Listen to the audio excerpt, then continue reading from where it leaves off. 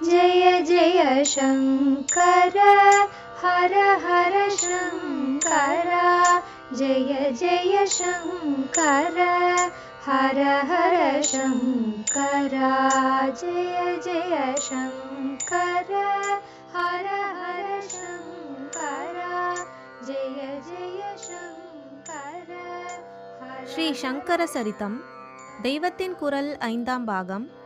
தேவர்களின் அவதாரம்.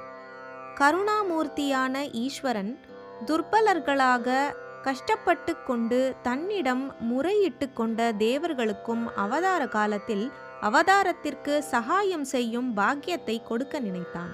அதாவது வாஸ்தவத்தில் துர்பலர்களாகி கஷ்டப்பட்டு கொண்டிருந்த அவர்களுடைய பலத்தை பெற்றேதான் அவதார காரியத்தை சாதித்த மாதிரி விளையாடி அவர்களை உசத்தி வைத்து உற்சாகப்படுத்த நினைத்தான்.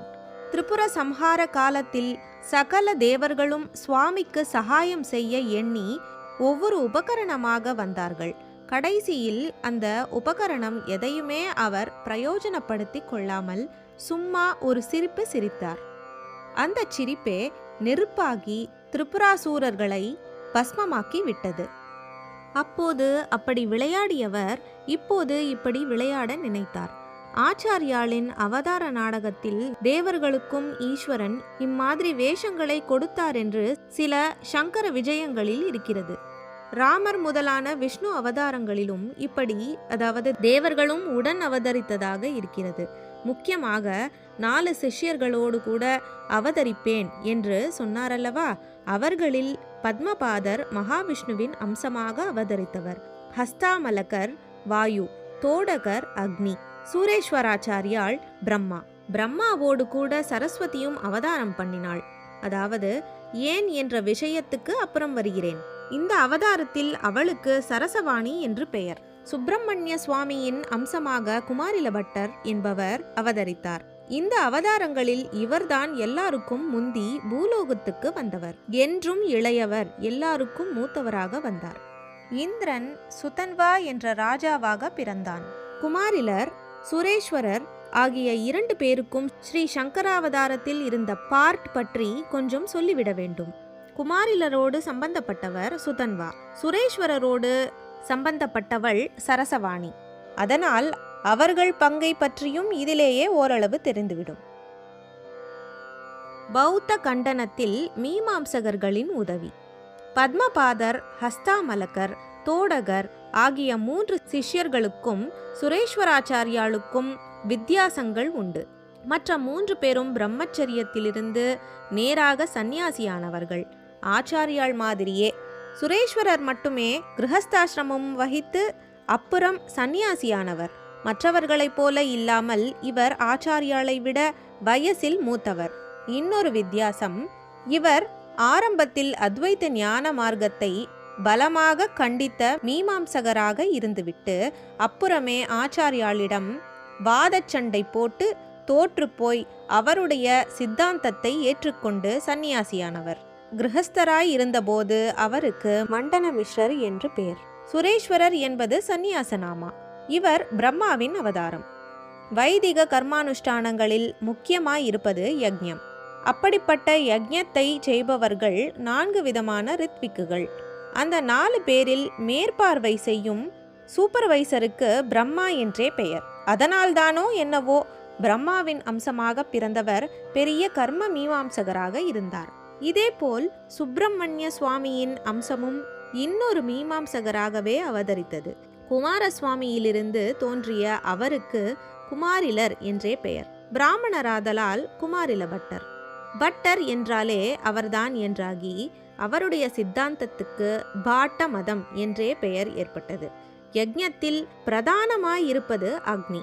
அக்னிதான் சுப்பிரமணியர். அதனால் அவருடைய அம்சாவதாரமும் கர்ம மீமாம்சையை பிரச்சாரம் செய்வதாக ஏற்பட்டது போலிருக்கிறது.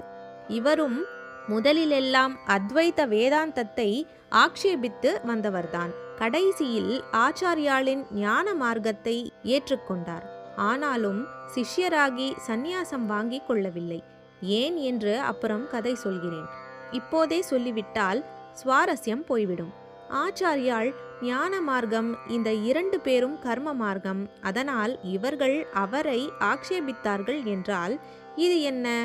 தேவர்களாயிருந்தும் இவர்கள் சகாயத்துக்காக அவதரித்தார்களா? சண்டை போட அவதரித்தார்களா என்று கேட்கலாம். சண்டை போட்டது வாஸ்தவம். அதே சமயத்தில் அதைவிட சகாயமும் செய்திருக்கிறார்கள். மற்ற சிஷ்யர்களை விட கூட இவர்கள் செய்த சகாயம்தான் ஜாஸ்தி என்றே சொல்லலாம். வேடிக்கை என்னவென்றால், எந்த கர்ம மீமாம்சையினால்தான் இவர்கள் ஆச்சாரிய சித்தாந்தத்திற்கு விரோதிகளாயிருந்தார்களோ அதனாலேயேதான் பெரிய உபகாரிகளாகவும் இருந்தார்கள்.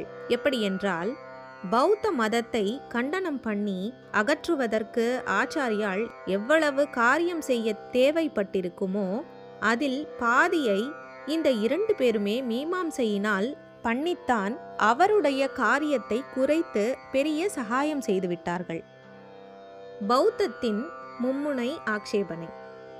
பௌத்தம் வைதிக தர்மத்தின் கர்மானுஷ்டானம், பக்தி உபாசனை, ஞான சித்தாந்தம் ஆகிய 3ஐயுமே ஆக்ஷேபிப்பது. ஆனாலும் இவற்றில் பௌத்தர்களின் சித்தாந்தம் ஞான ரீதியில் ஓரளவுக்கேனும் அத்வைத்தத்தோடு ஒத்துப்போவதே.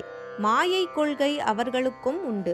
மனசை அப்படியே அடித்து போட்டு விடுவதுதான் அவர்களுடைய நிர்வாண லட்சியமும். ஆனால் மனஸ் அழிந்த பின் பிரகாசிக்கும் பிரம்ம பூர்ணத்தை சொல்லாமல் சூன்யமாக அவர்கள் முடித்து விடுவது பெரிய வித்தியாசம். இன்னும் சில வித்தியாசங்களும் உண்டு.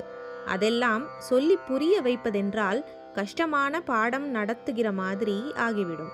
மொத்தத்தில் ஞான சித்தாந்தத்தில் நம் வேதாந்தத்துக்கு பௌத்தம் அடியோடு மாறுபட்டதல்ல. பக்தி என்று எடுத்தால் சுவாமி என்பதையே ஒப்புக்கொள்ளாததால் பௌத்தம் வைதிக தர்மத்திற்கு அடியோடு வித்தியாசமாய் இருக்கிறது.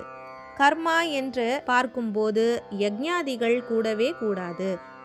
இன்னின்னாருக்கு இன்ன அனுஷ்டானம் என்று ஒழுங்குபடுத்தியுள்ள வர்ண தர்மமும் கூடாது என்றதால் அது வேத மதத்துக்கு அடியோடு ஆப்போசிட்டாக இருக்கிறது. ஜெய ஜெய சங்கர, ஹர ஹர சங்கர. மகா பெரியவா சரணம். जय जय शङ्कर हर हर शङ्कर जय जय शङ्कर हर हर शङ्कर जय जय शङ्कर।